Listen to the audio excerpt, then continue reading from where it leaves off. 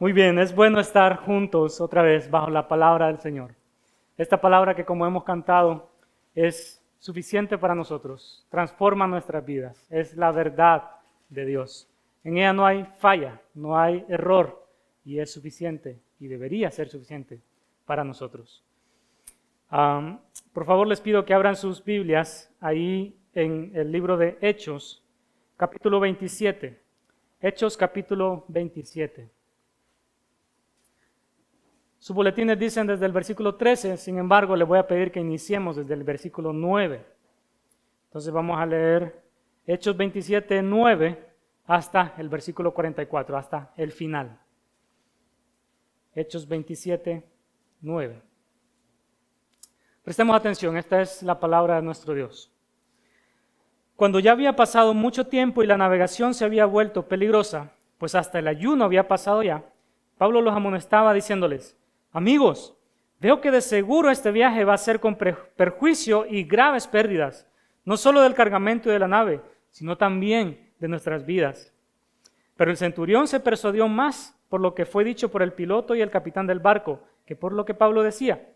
Como el puerto no era adecuado para invernar, la mayoría tomó la decisión de hacerse a la mar desde allí para ver si les era posible arribar a Fenice, un puerto en Creta que mira hacia el noreste y al sudeste, y pasar el invierno allí.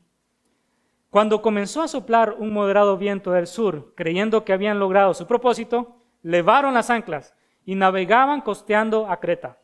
Pero no mucho después, desde tierra comenzó a soplar un viento huracanado que se llama Euroclidón, y siendo azotada la nave y no pudiendo hacer frente al viento, nos abandonamos a él y nos dejamos llevar a la deriva. Navegando al amparo de una pequeña isla llamada Clauda, con mucha dificultad pudimos sujetar el bote salvavidas. Después que lo alzaron, usaron amarras para sujetar la nave. Temiendo encallar en los bancos de Sirte, echaron el ancla flotante y se abandonaron a la deriva. Al día siguiente, mientras éramos sacudidos furiosamente por la tormenta, comenzaron a arrojar la carga. Al tercer día, con sus propias manos arrojaron al mar los aparejos de la nave. Como ni el sol ni las estrellas aparecieron por muchos días y una tempestad no pequeña se abatía sobre nosotros, desde entonces fuimos abandonando toda esperanza de salvarnos. Cuando habían pasado muchos días sin comer, Pablo se puso en pie en medio de ellos y dijo: amigos, debían haberme hecho caso y no haber salido de Creta, evitando así este perjuicio y pérdida. Pero ahora los exhorto a tener buen ánimo, porque no habrá pérdida de vidas entre ustedes, sino solo del barco. Porque esta noche estuvo en mi presencia un ángel del Dios, de quien soy y a quien sirvo, diciendo: no temas, Pablo, has de comparecer ante César. Pero ahora Dios te ha concedido todos los que navegan contigo. Por tanto, tengan buen ánimo, amigos, porque yo confío en Dios, que acontecerá exactamente como se me dijo. Pero tenemos que encallar en alguna isla. Llegada la 14ª noche, mientras éramos llevados a la deriva en el mar Adriático, a eso de la medianoche los marineros presentían que se estaban acercando a tierra. Echaron la sonda y hallaron que había 20 brazas, es decir, 36 metros de profundidad. Pasando un poco más adelante volvieron a echar la sonda y hallaron 15 brazas, alrededor de 27 metros. Temiendo que en algún lugar fuéramos a dar contra los escollos, echaron 4 anclas por la popa y ansiaban que amaneciera. Como los marineros trataban de escapar de la nave y habían bajado el bote salvavidas al mar, bajo pretexto de que se proponían echar las anclas desde la proa, Pablo dijo al centurión y a los soldados: si estos no permanecen en la nave, ustedes no podrán salvarse. Entonces los soldados cortaron las amarras del bote y dejaron que se perdiera. Cuando estaba a punto de amanecer, Pablo exhortaba a todos a que tomaran alimento diciendo: hace ya 14 días que, velando continuamente, están en ayunas, sin tomar ningún alimento. Por eso les aconsejo que tomen alimento, porque esto es necesario para sobrevivir, porque ni un solo cabello de la cabeza de ninguno de ustedes perecerá. Habiendo dicho esto, Pablo tomó pan y dio gracias a Dios en presencia de todos, y partiéndolo, comenzó a comer. Entonces todos, teniendo ya buen ánimo, tomaron también alimento, En total, éramos en la nave 276 personas. Una vez saciados, aligeraron la nave arrojando el trigo al mar. Cuando se hizo de día, no reconocían la tierra, pero podían distinguir una bahía que tenía playa y decidieron lanzar la nave hacia ella, si les era posible. Cortando las anclas, las dejaron en el mar, aflojando al mismo tiempo las amarras de los timones. Izando la vela de proa al viento, se dirigieron hacia la playa. Pero chocando contra un escollo donde se encuentran dos corrientes, encallaron la nave. La proa se clavó y quedó inmóvil, pero la popa se rompía por la fuerza de las olas. El plan de los soldados era matar a los presos para que ninguno de ellos escapara a nado. Pero el centurión, queriendo salvar a Pablo, impidió su propósito y ordenó que los que pudieran nadar se arrojaran primero por la borda y llegaran a tierra, y los demás siguieran, algunos en tablones y otros en diferentes objetos de la nave. Y así sucedió que todos llegaron salvos a tierra. Oremos. Padre nuestro, gracias te damos por tu palabra. Esta palabra, Señor, que es verdad y que ocurrió en la vida de Pablo. Ayúdenos a prestar atención a su mensaje. Ayúdenos a escuchar sus palabras, tal como Pablo escuchó las palabras suyas enviadas, dichas por el ángel. Abra nuestros oídos y corazones para confiar en este Cristo. Abra nuestras mentes para entender la profundidad y la riqueza que hay en Cristo Jesús. Oramos esto en el nombre de Él. Amén. Recientemente me he dado cuenta que me gustan las películas de submarinos. Me mantiene enganchada esa tensión de que están allá adentro, en las profundidades, oscuro, y solo se dejan guiar por los instrumentos, por el sonar y otros instrumentos que no recuerdo en este momento, solo me acuerdo del sonar. Pero ellos dependen únicamente de estos instrumentos, pero también dependen de la voz del capitán. ¿Y saben qué? Ellos confían completamente en estos instrumentos, pero más confían en la habilidad del capitán para interpretarlos, ver la situación y navegar, o mejor dicho, no sé, navegar esa nave, ¿verdad? Aquí en Hechos, estos hombres perdieron la referencia del día y la noche. Perdieron sus instrumentos, perdieron la nave. Pero tal como Dios lo dijo en su mensaje, no perdieron sus vidas. Es que la única manera de que ellos pudieran sobrevivir era confiando en el mensaje que Dios le dio a Pablo, por lo tanto a ellos. Entonces, a la luz de eso, quiero que analicemos y estemos en este pasaje. Y quiero, antes de dar los puntos, que están ansiosos de anotar los puntos, quiero dar la idea central del pasaje. La idea central es el versículo 25. El versículo 25 dice, por tanto, tengan buen ánimo, amigos, porque yo confío en Dios que acontecerá exactamente como se me dijo. Esta es la idea central de este pasaje, de todo este viaje, de toda esta travesía que Pablo tiene. La idea central es esa. Por tanto, tengan buen ánimo porque yo confío en Dios, que acontecerá exactamente como se me dijo. Esa es la idea central. ¿Por qué? Porque lo que Dios ha dicho sí o sí se va a cumplir. Si prestamos atención a la Biblia, esta es la constante desde Génesis hasta Apocalipsis. Dios dijo en el principio, sea la luz. ¿Y qué pasó? Fue la luz. Dios dijo, haya separación de los cielos y la tierra. ¿Y qué pasó? Hay separación. Que produzca la tierra semillas y frutos y plantas. ¿Y qué pasó? Eso es lo que sucedió. Porque Dios es verdad por lo que Él dice. Lo que Él dice siempre se va a cumplir. Tiene no solamente la verdad, sino el poder para hacerlo. Esa es la idea de este pasaje. A Pablo se le dijeron palabras muy similares, no temas. Si ustedes recuerdan en Hechos 23:11, atrás, le dijo, a la noche siguiente el Señor se le apareció a Pablo y le dijo, ten ánimo, porque como has testificado fielmente de mi causa en Jerusalén, así has de testificar en Roma. Y eso podemos escalarlo un poco más hasta Hechos 1:8, donde Jesús le dijo a sus discípulos, serán mis testigos en Jerusalén, en toda Judea y en Samaria y hasta los confines de la tierra. Y tal como Adán nos mencionaba el domingo pasado, para un judío llegar a Roma era el final de la tierra conocida. Entonces, las palabras de Cristo Jesús se cumplen. Todo lo que Él ha dicho se va a cumplir. Todo lo que Él ha dicho se ha cumplido. Esa es la idea central de este pasaje. Entonces, a la luz de esto, vamos a tener 3 puntos. Y el primero es un barco a la deriva. Un barco a la deriva, desde el versículo 9 hasta el versículo 20. Aquí Lucas comienza dándonos una descripción detallada y minuciosa. Mientras yo estaba leyendo este texto y estudiándolo al principio era como, uy, qué montón de cosas técnicas, que del sur, si no somos buenos para ubicarnos, apenas sabemos dónde estamos, dónde queda el sur, dónde queda el norte, peor, noreste, que es la mezcla de ambos. Lucas se toma un tiempo, obviamente guiado por el Espíritu Santo, para darnos todos estos detalles.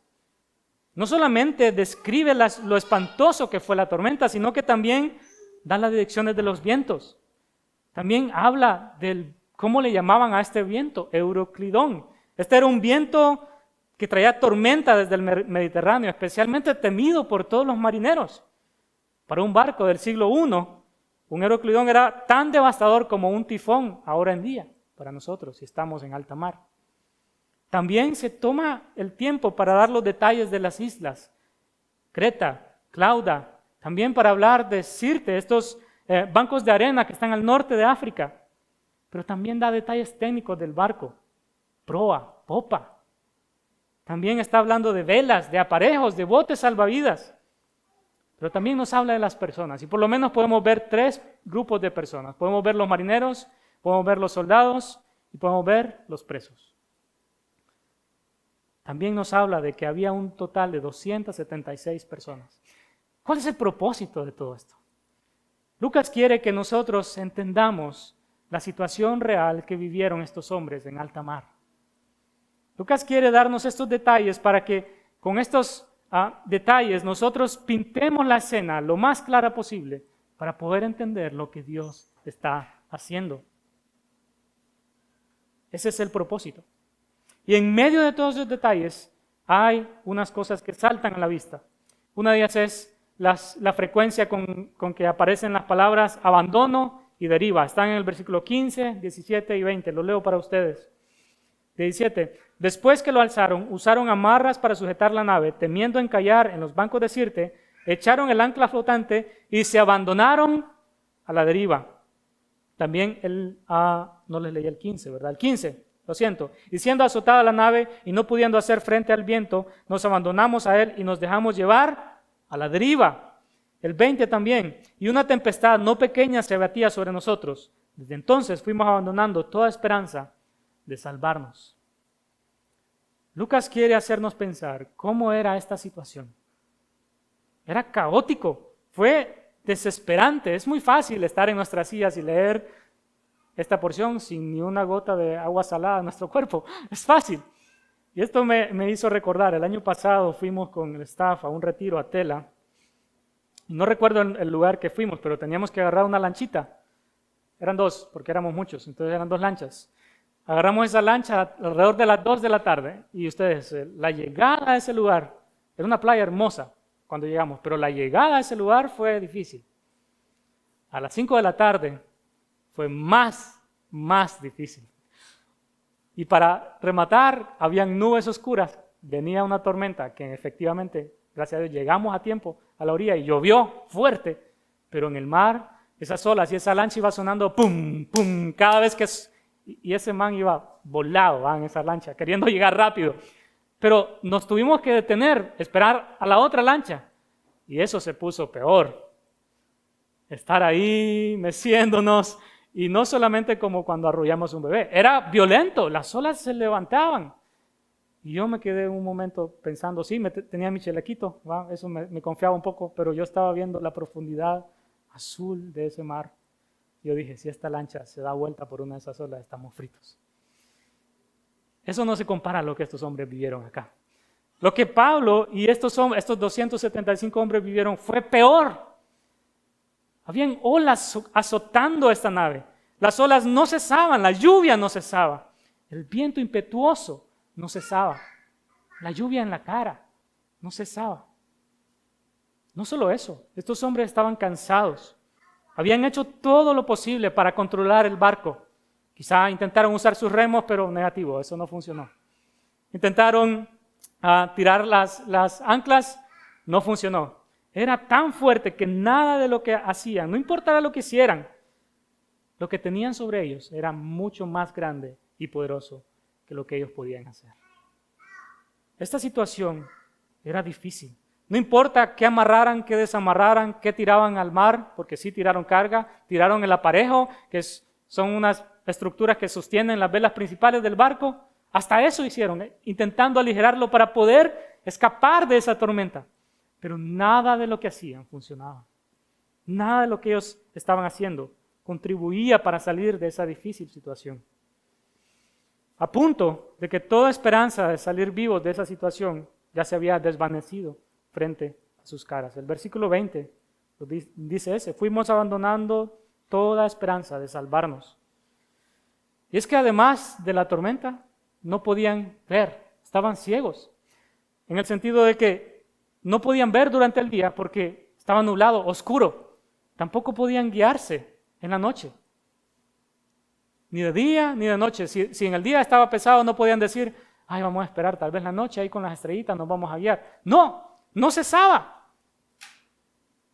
Si querían ubicarse de día, no podían. Si querían ubicarse de noche, tampoco podían. Esta situación está siendo compleja, de vida o muerte, tanto que estaban desesperados. Qué difícil, ¿va? Qué complejo es estar en un barco en alta mar, en una tormenta como esta. Y viendo el barco ya en pedazos, comenzando a estar en pedazos. Estas situaciones muy parecidas pasan en nuestra vida. Estas situaciones que vienen y nos golpean y nos afectan, donde hemos intentado hacer de todo. Donde intentamos hacer esto, no funciona. Donde intentamos hacer lo otro, no funciona. No dormimos las noches pensando en soluciones. Lo que normalmente haríamos es lo que ellos dicen. O lo que normalmente hacemos es lo que ellos dicen. Me rindo. Ya no aguanto más.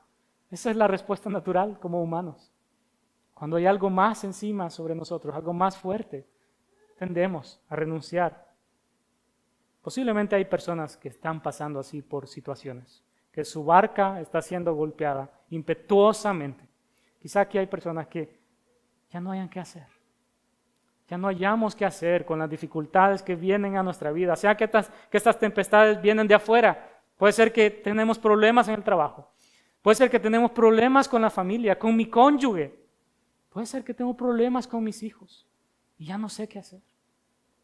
Las olas han golpeado tanto el barco que ya el agua está entrando. Pero también estas tempestades pueden venir de adentro. Puede ser que hay enfermedades que han venido y por más inyecciones, por más pastillas, no se van. Quizá el diagnóstico ha sido, vas a morir con esto. Quizá estamos sufriendo con ansiedades que nos agarran y parecen ser más fuertes de lo que pensábamos. Que no nos dejan dormir en la noche, ni en el día. Que nos paralizan, que nos hacen dudar de nuestro Dios. Quizá la tempestad está haciendo con mi propio pecado hoy. Es que eso es lo que hace el pecado, dañarnos. El pecado es un tirano que el único propósito que tiene es llevarnos a la muerte. Quizá estás luchando hoy con tu propio pecado y lo odiamos, pero a veces somos tan impotentes. O quizá estoy luchando contra las luchas de pecados pasados que están azotando mi vida constantemente. Podemos estar en situaciones muy similares a lo que estos hombres tuvieron en alta mar en nuestras vidas. Pero la historia no termina ahí. La historia no concluye ahí, no concluye con ellos en el mar sin esperanza, no. Hay un mensaje de esperanza y ese es nuestro segundo punto. Hay un mensaje de esperanza y lo podemos ver desde el versículo 21 al 38. Hay un mensaje de esperanza para estos hombres. Han estado en alta mar por días y noches, sin ver las estrellas, sin ver el sol, con un barco despedazándose, con fuerzas caídas, con ánimos por el suelo. Pero hay un mensaje de esperanza de parte de nuestro Dios para esta tripulación. Pero interesantemente comienza con un llamado de atención. El versículo 21. Cuando habían pasado muchos días sin comer, Pablo se puso en pie en medio de ellos y dijo: amigos, debían haberme hecho caso y no haber salido de Creta, evitando así este perjuicio y esta pérdida. Seguro ustedes, como yo, cuando éramos niños, escuchamos muchas veces: te lo dije que iba a pasar. Te dije que no te subieras ahí. Ahí tenés el resultado. Pablo les está diciendo exactamente lo mismo. Amigos, yo les advertí. Sentido común, ustedes son marineros, conocen este mar. Estábamos ya entrando en la época de invierno. ¿Cómo se nos ocurre meternos al mar otra vez? Era obvio que esto iba a pasar. Pero además de esa advertencia, no termina ahí. Comienza unas palabras de consuelo. Comienzan las palabras de consuelo. En medio de la oscuridad de la noche, en medio del sonar de las olas contra el barco, en medio de esa incesante lluvia cayendo sobre ellos, Dios envía un ángel a Pablo para dar un mensaje de esperanza. Y ese mensaje comienza diciendo: no temas, Pablo, no temas. Versículo 24. Voy a leer desde el versículo 23. Porque esta noche estuvo en mi presencia un ángel del Dios, de quien soy y a quien sirvo, diciendo: no temas, Pablo. No sabemos qué tan temeroso estaba Pablo. Yo creo que sí. Esas olas no eran de juguete. Ese viento no era imaginario. Era fuerte. Es posible que tengamos fe, pero aún tener miedo. Puede ser que ahora estamos así. Pablo posiblemente tenía miedo. Por eso el ángel le dice: no temas, Pablo. Dios interrumpe esa noche con no temas. Has de comparecer ante el César. Dios le dice este mensaje por segunda vez. ¿Recuerdan lo que leímos en el versículo 23:11? Ten ánimo, porque así como has testificado fielmente de mi causa en Jerusalén, así has de testificar también en Roma. ¿Y estaban en Roma? Ni sabían dónde estaban. Nos vamos a enterar en el otro capítulo que se llama Malta, la isla a la que llegan. Pero ellos ni idea, no habían llegado a Roma. Pero Dios le dice a Pablo: no temas. Va a suceder tal como yo me lo he propuesto que suceda. Pablo, no temas. Vas a llegar a Roma. Lo que yo te dije antes, que no te lo nuble esta tempestad. Va a suceder. Pablo está justamente donde Dios quiere que Pablo esté. Qué fácil hubiera sido tomar una jet ski, ¿va? Con suficiente gasolina e ir a Roma rápido. Adán nos dijo que en condiciones normales ese viaje tardaba 24 días. Quizá en una jet ski 15 días tal vez, ¿va? Volado ahí. Pero no, Pablo está exactamente donde Dios quiere tenerlo. ¿Y es por eso que no se van a cumplir los planes de Dios? No. Por eso es que Pablo recibe este mensaje otra vez. No temas. Dios está controlando esa tormenta. Es Dios, el dedo de Dios agitando esa agua. Es la mano de Dios levantando esas olas. Es Dios mismo enviando ese viento. Toda la cantidad de lluvia que cayó sobre ese barco, que cayó sobre sus cuerpos, está siendo medida y controlada por este Dios. Por eso Dios le puede decir a Pablo: no temas. Esto está siendo duro, sí. Tenés miedo, sí. Pero tranquilo, no temas. Por eso empieza el mensaje así. Si somos creyentes y me está escuchando hoy, sea cual sea la situación que estamos enfrentando, en la que estamos, Cristo nos dice: no temas. Qué buenas palabras. Porque es muy fácil dudar, es muy fácil temer cuando aquellos que amamos están siendo tocados por situaciones adversas. Cuando nos duele, es muy fácil temer.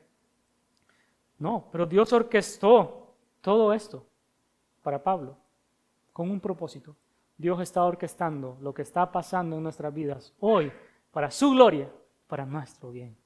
Podemos confiar en eso. Eso no significa que no duele. y que no va a seguir doliendo o que no dolerá. No estoy diciendo eso. Eso no significa que no van a haber lágrimas. Eso no significa que no van a haber desvelos. Eso no significa que no va a haber miedo. Eso no significa que por un periodo de tiempo quizá no encontramos la salida. Lo que sí significa es que podemos confiar en este Cristo. Recordamos lo que dijo el salmista en Salmo 23. Aunque pase por valle de sombra de muerte, no temeré mal alguno porque tú estás conmigo. Jesucristo nos dice, creyente, no temas. No temas. Pero el mensaje no solamente dice, no temas, también dice, tengan buen ánimo, el versículo 25. Por tanto, tengan buen ánimo, amigos, porque yo confío en Dios que acontecerá exactamente como se me dijo. ¿Por qué estos hombres incrédulos, que posiblemente no conocían de Dios, de Jesucristo, tendrían que creer estas verdades? Porque el que lo había prometido es de total confianza. Pablo les dice, el ángel que se me apareció es del Dios de quien soy y a quien sirvo. ¿Qué es lo que hacemos nosotros cuando nos encontramos en situaciones difíciles? Esperamos que sea orar. Y normalmente cada persona, por muy ateo, por muy gnóstico que se declare, comienza en una situación como en este barco, comienza a orar a alguien o algo. Pablo les está diciendo, mi Dios me ha dicho que va a suceder yo confío que mi Dios va a ser tal como ha dicho que va a ser. Por eso estos hombres pueden confiar, por eso Pablo no vacila y lo dice con confianza y lo dice con seguridad, porque Cristo es de total confianza. Cristo es de total confianza, hermanos. No vacilemos con este Cristo. Cristo es de total confianza. Y es que ese es el problema. Desde el principio, el pecado del hombre comenzó con no creer a Dios, desconfiar de este Dios. La serpiente llegó a Eva y le dijo, con que Dios te ha dicho. Es decir, ella comenzó y sembró la duda de lo que Dios había dicho. ¿Y Eva qué? Agarró esa semilla, la plantó, la regó, esperó que creciera y comió de su fruto, que fue desobediencia. Eso mismo hacemos nosotros. Desconfiamos de este Dios. Desconfiamos de este Cristo. Pero Cristo es de total confianza. Nosotros desconfiamos de la bondad de este Dios tan rápido. Tan rápido. Somos tan prontos para desconfiar en este Dios. Pero este Cristo es tan paciente y amoroso que nos trae otra vez y nos dice, no temas, ten ánimo. Y eso es lo que nos está diciendo hoy. Todo está bien cuando estamos tranquilos y nuestros deseos se llevan a cabo. Pero los problemas comienzan cuando Dios decide darnos cosas que no nos gustan, pero que sí nos santifican. Esa cosa que está azotando su barco hoy está diseñado para que usted y yo conozcamos más de Cristo y esa cosa nos santifique aún más. Ese es el propósito. Cuando Dios nos da cosas que no nos gustan, pero que sí nos santifican, ahí Cristo ya no parece tan atractivo. Ahí ya comienzo a dudar de Dios. Esa es la parte de Cristo que no me gusta. Me encanta que me salva, que me da vida eterna, que me ama profundamente, pero no me gusta esto que me estás dando. A saber si sos el Dios que decís que sos. Esa es la actitud de nuestros corazones, muchas veces, muy a menudo. Pero como Pablo podemos decir, yo confío en este Dios, que sucederá exactamente como Él ha dicho que sucederá. ¿Y qué ha dicho Dios? ¿Qué ha dicho Jesús? Ha dicho muchas cosas, permítame leer para nosotros algunas. Jesucristo dijo en Juan 16:33, estas cosas les he hablado para que en mí tengan paz. En el mundo tienen tribulación, pero confíen, yo he vencido al mundo. Puede ser que ahora estamos enfrentando problemas de trabajo, cosas con el mundo que nos están atacando nuestra fe. Pero ¿qué dice Cristo? Confíen, yo he vencido al mundo. Jesucristo también dijo en Mateo 11:28, vengan a mí todos los que están cansados y cargados, y yo los haré descansar. Tomen mi yugo sobre ustedes y aprendan de mí, que soy manso y humilde, y hallarán descanso para sus almas. Si la carga de su pecado es grande, descanse en este Cristo. Vengan a este Cristo.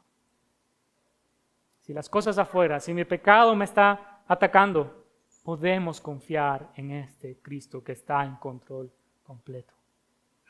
Pero también dijo en Juan 10, mis ovejas, oyen mi voz, yo las conozco y ellas me siguen, y yo les doy vida eterna, y no perecerán jamás, ni nadie las arrebatará de mi mano. No importa la tempestad que esté azotándonos, algo es seguro, nada nos puede arrebatar de las manos de este Cristo. No hay un mejor lugar que estar en las manos de este Dios viviente. Y también, no importa qué haga Satanás, no importa si la muerte viene, ya no tienen su aguijón. Cristo venció. Confiemos en este Cristo, en su obra. Confiemos que Él está obrando todo para su gloria, para nuestro bien. Pero el mensaje dice algo más, además de no temas, ten ánimo. Pablo le dice a los hombres, coman. Hey, llevan 14 días sin comer. Coman. No sabemos las motivaciones por las cuales estos hombres no comían. Una pienso yo que era muy obvia. Recuerdo estando en esa lancha que les conté. Una hermana de nosotros vomitó, yo también quería vomitar, no vomité. Pero todos en la lancha estábamos, esto se siente muy feo. Seguramente era una de las razones. O quizá estaban en ayuno y orando cada uno a sus dioses para que los salvara. O quizá ya estaban desahuciados, aceptando su destino. No importa, sea cual sea la razón, Pablo los anima a comer. ¿Por qué? ¿Por qué los anima a comer? Pablo le dice, porque esto es necesario para vivir. Versículo 33. Cuando estaba a punto de amanecer, Pablo exhortaba a todos a que tomaran alimento diciendo, hacía 14 días que velando continuamente están en ayunas sin tomar ningún alimento. Por eso les aconsejo que tomen alimento, porque esto es necesario para sobrevivir. Porque ni un solo cabello de la cabeza de ninguno de ustedes perecerá. ¿Quién más dijo eso? Cristo Jesús. Ningún solo de nuestros cabellos, creyente que me escucha hoy, va a perecer para siempre bajo el poder de la muerte, de la tumba. Seremos resucitados para estar con Él eternamente. Ese es este Cristo. Pero también, lo obvio, después de 14 días en ayuno, ¿quién va a tener fuerzas para nadar no sé cuántos metros? En el mar. Una cosa es nadar en piscina, otra cosa es nadar en mar. Bravo. Necesitaban fuerzas, necesitaban alimento. Por eso Pablo les está diciendo, coman. Creyente, algo similar está siendo ofrecido hoy. Está siendo ofrecido cada domingo. Cada predicador que aquí se para está diciendo, coma. Si estás en dificultades y no tenés fuerzas, aquí Cristo, el pan de vida, está siendo ofrecido. Y hoy puedo decirles, hermanos, comamos de este pan. Comamos de este Cristo. En versículo 35, habiendo dicho esto, Pablo tomó pan y dio gracias a Dios en presencia de todos, y partiéndolo comenzó a comer. Entonces todos, teniendo ya buen ánimo, tomaron también el alimento. Cada domingo, como dije, Cristo está siendo ofrecido acá, el pan de vida. ¿Pero por qué es necesario? Para sobrevivir. Si queremos llegar, familia, al otro domingo, amando a nuestro Dios, o quizá vino hoy con fuerzas bajas, coma, para que llegue al próximo domingo. Y el próximo domingo comamos de este Cristo otra vez. Y el próximo domingo otra vez y otra vez, hasta que Cristo regrese o la muerte nos sorprenda. Cristo está siendo ofrecido hoy. En otras palabras, le estoy diciendo, crea en este Cristo. Crea en su mensaje.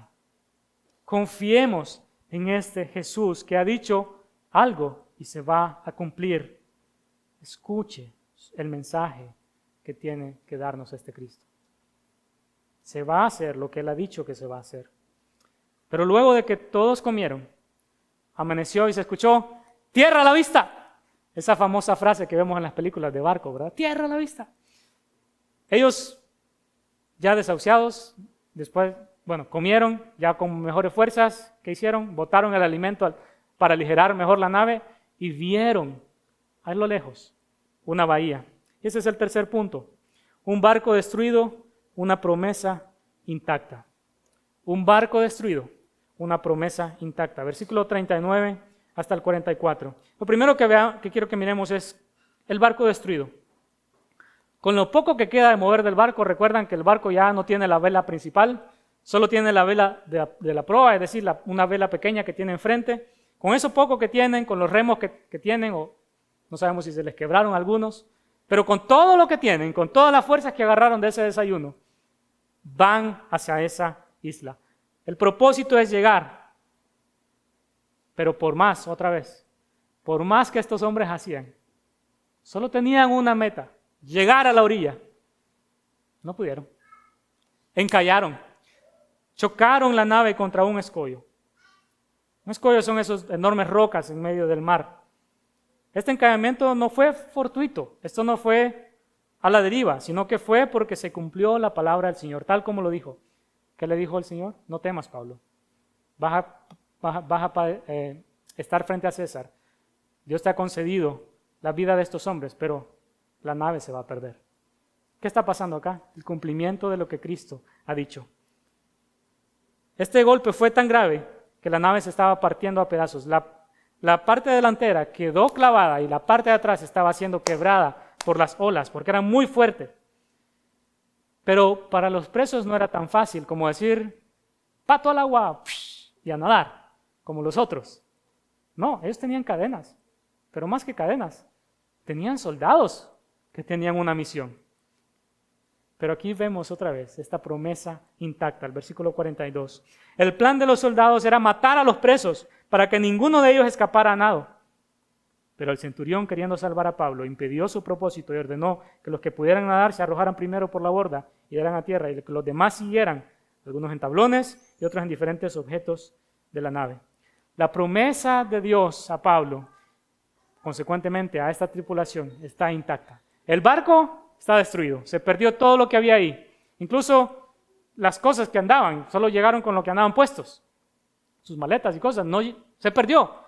Pero la promesa de Dios está intacta. ¿Qué pasó? ¿Qué dice al final de este capítulo? Y así sucedió que todos llegaron salvos a la tierra. ¿El barco encalló?